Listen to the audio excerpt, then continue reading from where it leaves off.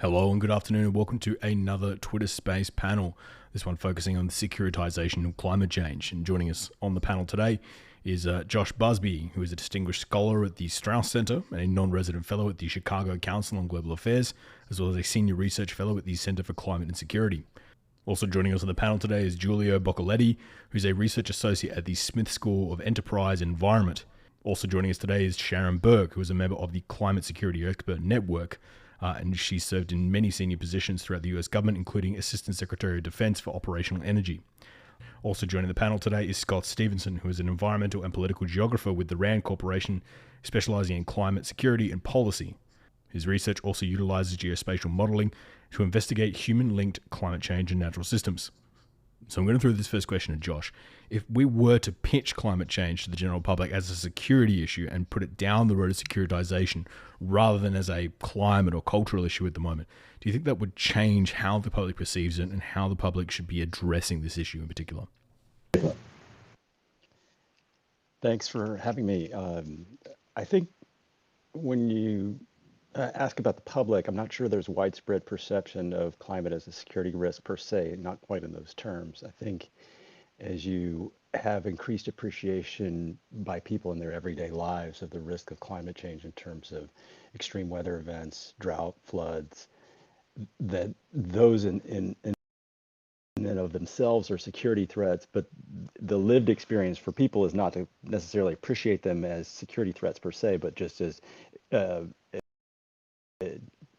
terrible effects on their lives. And as a consequence of that lived experience, I believe that people in the United States and other places have increased appreciation for the severity and gravity of the problem. Now, the security language in policy circles serves a different purpose, to elevate the appreciation of the importance of the issue and to take the security consequences in and of themselves seriously. And so I think for elite circles, that has captivated policymakers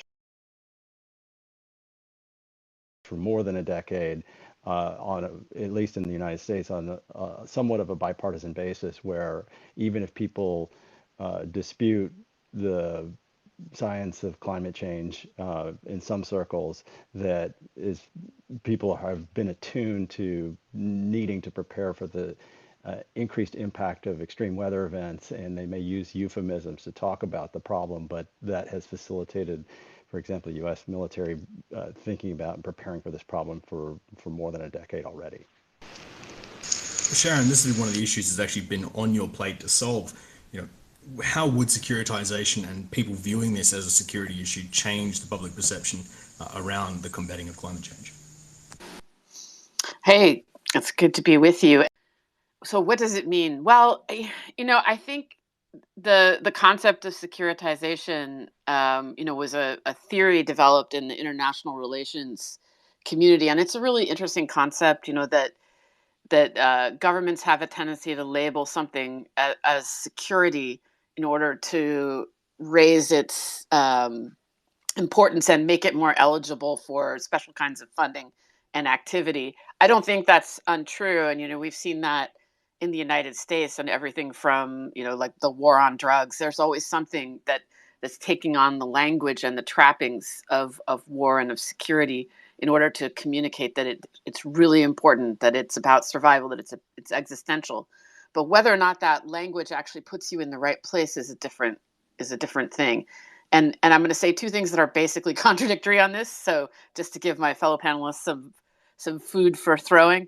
One is that on the one hand, that's problematic, especially when it comes to climate change, because if we're going to actually succeed in climate action, it needs to be about cooperation and collaboration, whether you're talking about the innovation we need to have or societal changes. It requires individuals, communities, states to work together. And so the language of adversaries and fighting and combating, that frame of reference kind of puts us in the wrong place when you're talking about writ large what needs to happen. On the other hand, as an American, I could say that I think we tend to define security a little too narrowly as being just about force of arms and war. That is sort of the ultimate human experience, war, and it's, part of our existence, always has been and always will be. So it's a very it's the ultimate human expression. However, going to what Josh said, what is security to a person going about their daily life? It's being able to go about your daily life, having food, having kids who get education, having a home that's safe, whether it's from the elements or from crime. So what security really, really means at the end of the day is that ability to live a safe daily life. And in that sense, climate change is absolutely a security challenge. And so I think it's both things. I think that when we put it just in the language of war and the military, there's a role for that, but it's not the right frame of reference for this particular challenge. Not yet, unless we get to, unfettered climate change, then we can have a different conversation. But at the same time, we need to think about security differently. So, Scott, you've just joined us as well, and thanks for jumping in. How would you change the messaging around this? Do you think we should be putting this as a security issue, and do you think that will actually get some of the people who are maybe still climate skeptical over the line to take this issue as seriously as they should? Hi, everyone. Thanks again for inviting me to participate. To some extent, I think the securitization of climate change is inevitable. I think, the more that headlines are focusing on issues globally that have traditionally existed within traditional security spaces that are exacerbated, made worse by climate change, the more these issues will be intertwined. I'm not sure I have a perfect prescription for how I would change the messaging per se, but I do think that in a general sense, that the more climate change becomes intertwined with the everyday concerns of organizations like the military, which traditionally haven't been at the forefront of raising the urgency of the issue, the more the public will see climate change as a threat alongside, again, more traditional security concerns. And therefore, the more normalized the idea of climate change as being something that is an existential issue for us all, with a whole of government approach, as our current government intends to do, to tackle, the more that idea will become normalized. And so I'm not sure that it's necessarily an explicit messaging suggestion that I would make, but just a point that the more that climate change becomes just a fact, just a reality on the ground that every government agency is going to have to grapple with in some way, the more the public is going to see that, and the more I think the more normalized those conversations will become, and perhaps less political polarization might result. Guilio, what are the pros and cons of approaching this as a security issue, and particularly when it comes to political rhetoric? Going into coal country and putting this as look, this is about energy security, this is about energy independence, this is about making us ready for whatever happens. What are the pros and cons about approaching it on that particular angle? Well, first of all, Michael, it's great to be with you and with all the other panelists. Let me maybe preface my answer by saying that, interestingly, climate issues were originally principally a security issue, in the sense that when what we call today climate science was first developed, it was the brainchild of John von Neumann and a few other people who came from the Air Force and from the Navy, who were trying to model the commons that the United States was trying to project its power over. And so we have climate models in part because there was a time when some folks thought you could weaponize climate, and others thought that at a minimum you might want to understand the operating conditions over the seas and the skies of the world, right? So for a long time, this idea that the climate, the science of climate, and the infrastructure that goes with it was part of the security apparatus of a country, in particular of the United States, was not a mystery. I mean, there are New York Times articles from the late 1940s, early 50s, where this was discussed openly. And so I think that one of the things we should remember is that the discussion about security and climate is not new. It happened. It's just that then, in the 60s and 70s and 80s, this has become increasingly an environmental issue rather than an operating conditions issue. And so now we're going back to this question of what happens and what are the power consequences of changing operating conditions on the planet. That's not a new question, but it's a new question for us. And so I suppose one of the pros is that we reconnect with that tradition. I also think one of the things that happened at the time, which I think might be another pro of the securitization of the question, is that the military had a tradition of long-term research that other non-military and civilian agencies, have lost over the years. Having great science on the oceans or the atmospheres requires very long-term investments. And over the years, if you talk to many climate scientists, you come to realize that actually we become more and more short-term. Then maybe the last thing I'll say is that I do agree very much with what Sharon was saying earlier, that there's a broader definition of security here. It's not just a narrow sort of competitive advantage on the narrow sort of military field, but it's the ability to deliver security to citizens, right? And that has to do with control of conditions within the sovereign territory, but also increasingly control, for example, over the value chains that spread the world. And that in part has to do with our ability to monitor, forecast, and understand, the things that planes and ships go through. So, I'm not sure I'm answering your question of pros and cons, but I do think that we have a precedent for the language of securitization. And I think what that told us was that climate science and then climate change within it has a role in the long-term thinking of strategy. Josh, hey, Michael. Yeah, jump on in, Giulio, that was such a fascinating. At first, I was like puzzled about what you were talking about, and I realized you're talking about the experiments with weather modification, and which, by the way, there is now, partly because of those experiments, there's an international treaty that prohibits military or other hostile use of environmental modification techniques. So I just would say it's a really, really interesting example, but I would say it's very different from what we're talking about now, in that, yes, the United States and others were looking at weather modification as a battlefield tool. But in this case, climate change is something that's an outgrowth of the entire industrial revolution that's affecting planetary systems. And so it's a condition you have to deal with, not a tool that you're manipulating. I think it's a very different situation. Well, if I could just add, I mean, yes, I was referring to that, but actually, the fact is that the whole modeling tradition comes out of that. So it wasn't just about modification. We have the satellites we have the modeling infrastructure that we have, largely because there was this question of what the operating conditions might be. I suppose there are two aspects to that are quite interesting, and this is one man's opinion, but it's an interesting one. There are increasing conversations about geoengineering out there, and I suspect now it's on the fringes.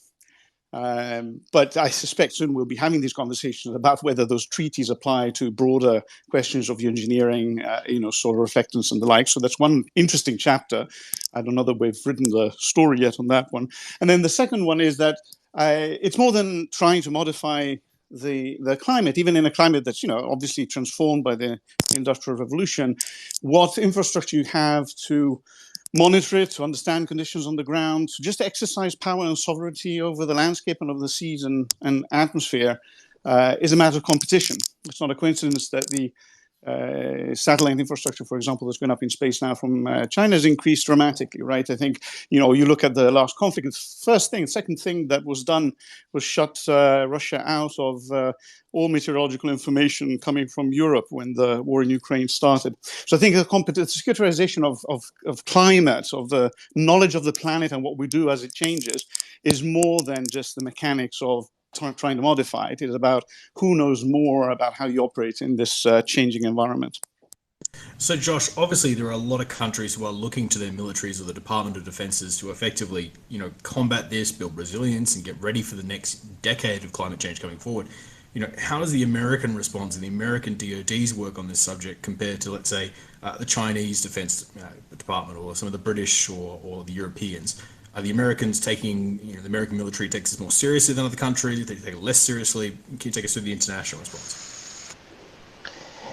I think that's somewhat of a difficult question to answer, in that I'm not sure if there is quite the awareness. For example, the Chinese military may be fairly opaque when it comes to how seriously they're taking it. I think in terms of other liberal democracies, it's easier to have a sense of how seriously they're taking the issue. For example, the UK or the Germans or the Australians, and in that respect, I think that the U.S. Department of Defense is probably out in front and has been for some time in thinking about what are the consequences of the impacts of climate change on the U.S. military. That has been something that, and Sharon knows this far better than me from her time in government, that this is not a new issue for the Department of Defense. This is something that goes back decades in thinking through the impacts. Now, I think that's had some continuity between administrations, but it's really accelerated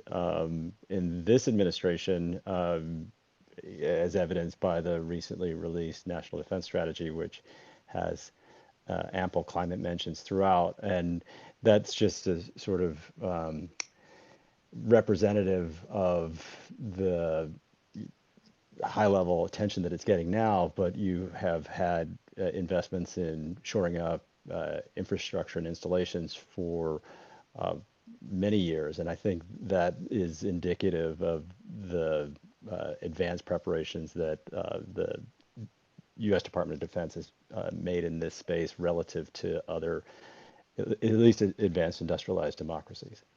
So, Scott, what are the issues you think the Department of Defense, particularly when it comes to the United States, will be taking seriously, first off the bat? What is top of the priority list for the DoD at the moment?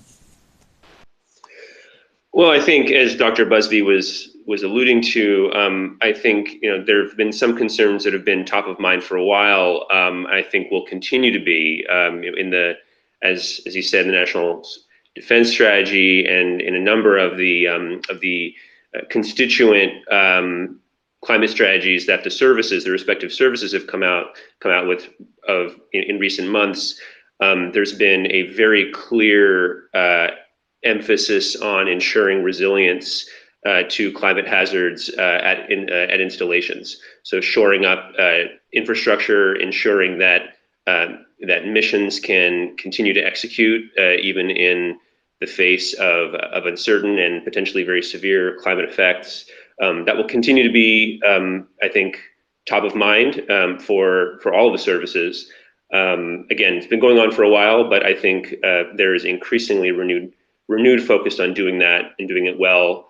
I think the U.S. DoD is going to be increasingly focused on trying to understand not just how do we build resilience, how do we cope with a sudden climate shock, but how do we ensure in a general sense that force readiness is maintained in the face of a number of different climate threats, and how can missions continue to execute when, say, there may be increasingly severe demands on the DoD to, for example, utilize the military to respond to humanitarian disasters, defense support of civil authorities, as several have already mentioned, likely to increase in the future, and that's going to create additional demands on the force, as well as the direct effect of climate change causing damage to installations. So I think the military is increasingly interested building a general framework for ensuring that missions can continue to execute in spite of the possibility that there may be additional demands placed on them.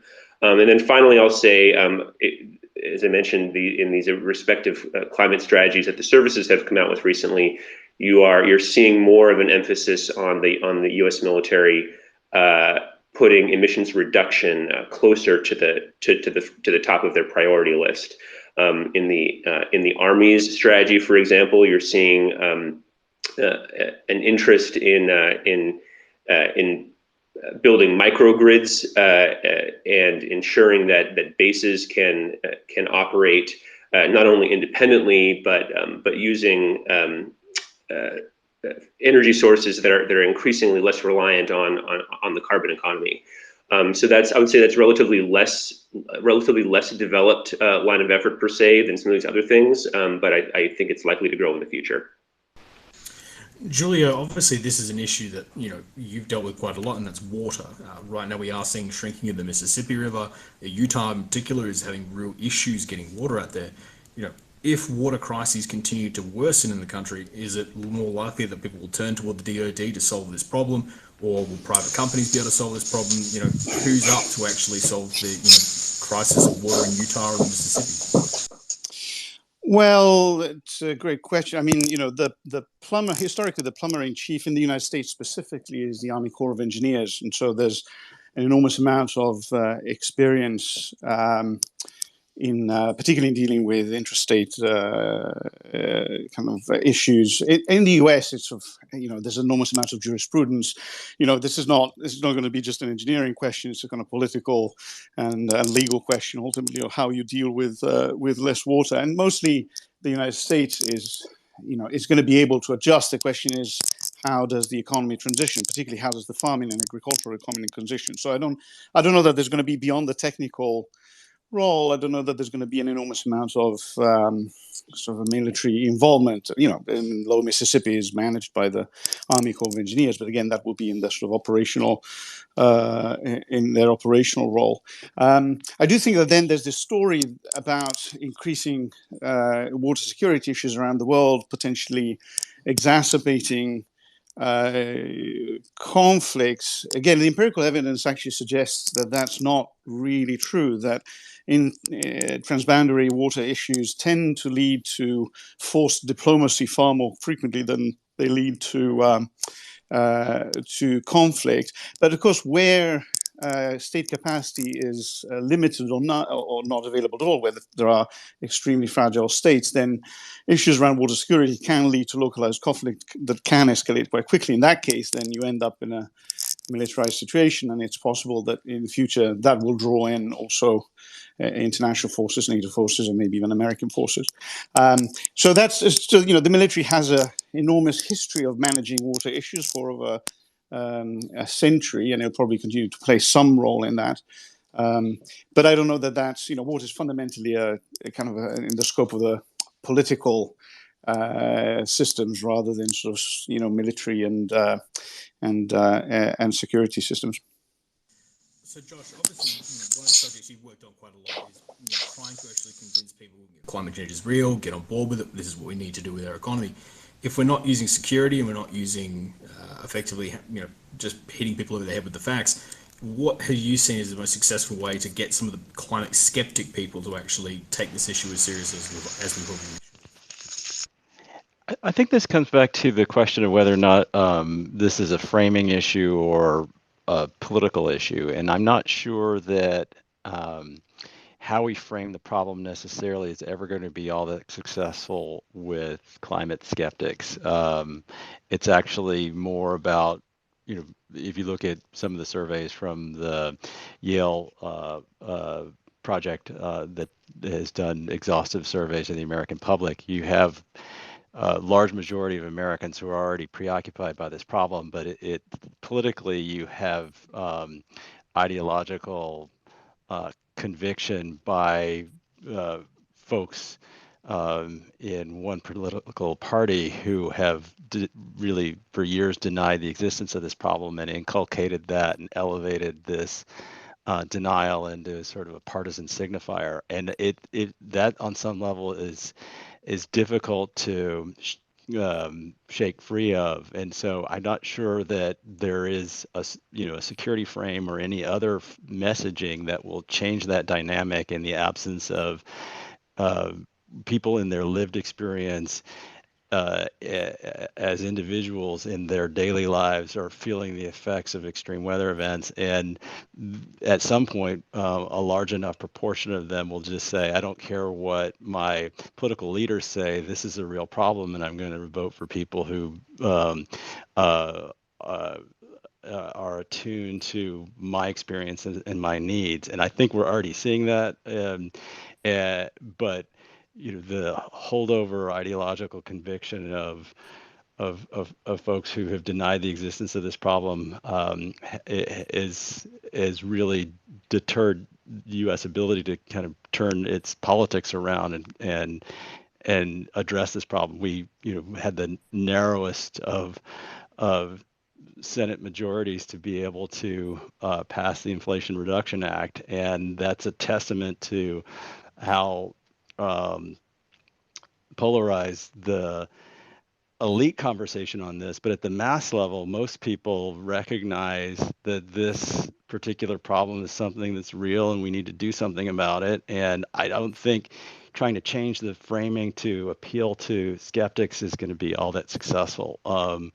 We just need to translate that majority opinion into different outcomes, so that there is more of political space to act as we need to.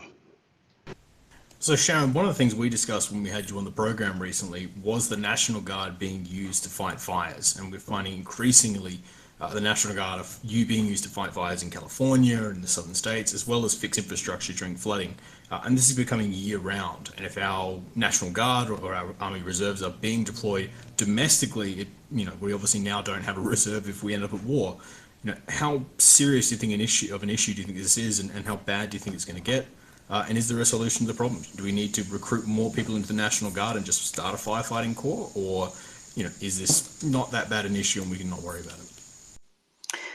I think it's definitely a concern. So for the National Guard and the Reserves, those are forces that are meant to be exactly what reserve sounds like, which is they're your reserve for in case the country is threatened with a war or with a battle, that these are the people who you're going to call up to defend you. So that's their primary purpose. Now, dealing with natural disasters, especially for the National Guard, is within their mission set. It's within the mission set for all military forces, by the way, to respond to humanitarian and disaster missions. That is one of the missions or the capabilities that's within scope for them. The issue here is that it's not necessarily something we actively plan for in military forces, in the sense that all military forces worldwide are going to be looking ahead at what's the threat they need to prepare for, what's the future they think they anticipate, what kind of force do they need in order to be able to meet that future. And usually disasters are not part of that active planning effort. They're considered something that you can meet, a challenge you can meet from within the envelope of what you have.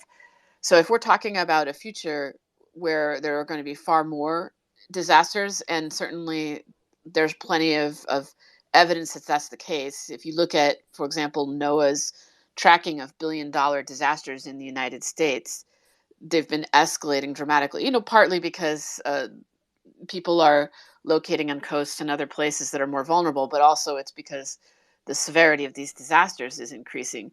So if we're not actively planning for a world where there's going to be much more call on these forces for those kinds of missions, then we won't be ready for it. And it could definitely compromise the primary purpose that those forces are for. And by the way, I did have was part of a meeting with a group of leaders of African militaries, and they are having the same problem with their active forces, who are having to respond to disasters so frequently that it means that they're not keeping up their readiness for other kinds of missions.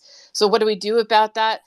As you say, one possibility is that you make a bigger National Guard and that you look at their equipment and make sure that that you're equipped correctly, both for those kinds of disaster missions and also so that you're still going to be ready for other missions. I don't think that that's very tenable. I think it would be very difficult for the Guard. The Guard already has trouble fighting for resources, so I don't see that as a really strong possibility. I think one really interesting answer, and it's within their legal authorities already, is that the Guard could get more involved in resilience building, or what in the military world you call left of boom. So right now they're largely a response force, where if there's a disaster and the governor requests it, they go. But you could also get them more involved in making communities less vulnerable to disasters, so that they're less likely to need the same level of response. So I think that's one really important possibility worldwide, actually, is to be investing more in preparedness and resilience. So, Scott, we're going to start into a bit of a wraparound on this particularly poignant question. But if I was to make you the president of the United States, congratulations, it's a good promotion. I think you'll do well. What would be the big policies you would go for? How would you change current US trajectory? And do you think that the current Biden administration actually could get it done if they really, really wanted to go down that road? Thanks. That's a fascinating question. I was really struck, you mentioned earlier political polarization and convincing skeptics, kind of in that same ballpark. I was really struck by the success of the CHIPS Act earlier this year, bipartisan act that aimed to shore up U.S. semiconductor industry for a number of reasons, but from a security perspective, not least in order to counter the Chinese dominance in this particular sector. I'd love to see something like that put out, but more specifically focused on green technology. For some time now, China has been outpacing us in the green tech sector, at least as far as their manufacturing capacity is concerned. I think we certainly have the ability to catch up, but it's going to take considered effort on the part of the United States. And I think this is an area where there is room for bipartisan agreement, to the extent that securitizing, quote unquote, the issue as something where competition with China could be integrated as a motivator, to the extent that could help push over the line. I think it can and should be done. So I'd like to see that. And then if I could maybe get a little bit more bold from a more kind of foreign trade policy perspective, I'd like to see the U.S. pursue something along the lines of what the economist William Nordhaus has suggested, which is a sort of climate club where like-minded countries which have similar climate goals and have made similarly ambitious commitments to upholding them can pursue favorable trade deals with each other. This, of course, would send some ripple effects, to say the least, throughout the economy, and so it's something that should be done with care. But I think internationally, at least if we're talking about what the Biden administration itself maybe has the ability to do, that the executive branch does dictate foreign policy. So it's something that I would be interested in seeing a bit more of an aggressive push toward, to make sure that we are rewarding those trade partners of ours who are doing well with their climate commitments, and maybe encouraging a step up of ambition from those trade partners, perhaps who haven't. As for whether they can get it done, my crystal ball is blank at the moment, but it seems to me that a lot of this is going to depend on midterms coming up very soon. The U.S. ability to affect key legislative action within at least the current term may have expired, and it may be on executive action from here on out. But we will see. Guilio, it's been a very short, presidency for Scott. He's no longer the president. I'm going to make you the president now. Still just short of Liz Truss. Guilio, what would you do if you were the president of the United States? I'm trying to. There we go. Can you hear me? Given that I'm a foreign-born nationalist, even more remarkable than I'm a president. I suppose I do two things at the top of my list. On the domestic front, one of the reasons that we keep conceiving of the issues in terms of emergency response is that the institutions and infrastructure that we have in place that have controlled our environment for the better part of a century were dimensioned on a different climate than the one that we're heading into. So the solution to that is not, in fact, increasing the amount of emergency response that we have, but we have to change the institutions and infrastructure to dimension them to the new conditions. And that's not impossible, but it requires a coherent plan of adaptation at the national and state level. And that's, the same problem in the US that there is in Europe. We don't yet have that coherence, in part because historically focus on adaptation was seen as a moral hazard. People thought that by adapting, we wouldn't put in enough attention to mitigating carbon emissions. And so adaptation was always on the back burner. Well, it seems now clear that we have to have a coherent national and international approach to adaptation. So that's number one. That will free up a lot of the resources that are now buried in sort of emergency response. The second thing I would do is that there is, I think, once again, a competition for primacy in the knowledge and monitoring of the planet. There are parts of this planet from the Arctic, which we haven't talked about much, but is changing very rapidly and changing commerce quite rapidly, to spaceborne infrastructure that allows you to know what's going on to the planet, to autonomous vehicles underwater that help you understand and map where resources are. That's a competitive landscape that 50 years ago, the United States would have been well ahead of everybody else and now isn't. And I think that's where, competition in the commons provoked by the transition of the economy is going to happen. And so that'd be the second focus I would put on, is rebuilding the capacity of the country in earth science and technology. Josh, the presidency of Giulio is over. You're now the president. What would you do? Well, I think my predecessors have done a terrific job in identifying some of the major challenges. Enhancing the U.S. competitive position, in part, is about investing in resilience at home and abroad. So creating that political space to make those necessary investments in adaptation that Giulio alluded to a moment ago is really important. One of the things that I think we have to recognize is that if this becomes to be seen as the military problem, then a lot of other things have failed, and that we haven't made the necessary investments either domestically or internationally to prepare for these sets of issues. And it's a kind of classic refrain. You've heard it from former Secretary of the Defense Gates, that we have underinvested in civilian instruments in the foreign policy space. That's diplomacy and development, and those are really the first lines of intervention to ensure that this suite of problems internationally don't elevate and escalate to become problems that then are ones for the Department of Defense. So it's a difficult question to create the space for that. But the president, President Biden, has gone out and requested $3 billion a year for adaptation by 2024 as part of his emergency plan for adaptation and resilience. And it's not clear that there is congressional appetite for that. And unless the midterm elections that are upcoming change that dynamic, most of what the federal agencies will have to do to try to meet that commitment is to scour the landscape of programs that they already have to see how many are plausibly in the adaptation space. But that's not any way to run a railroad, let alone a superpower like the United States. And the Chinese government, through its Belt and Road Initiative and other efforts, is making ample efforts to invest in infrastructure and other needs of would-be allies around the world. And if we're not present at the table with an offer set that countries that are facing climate impacts find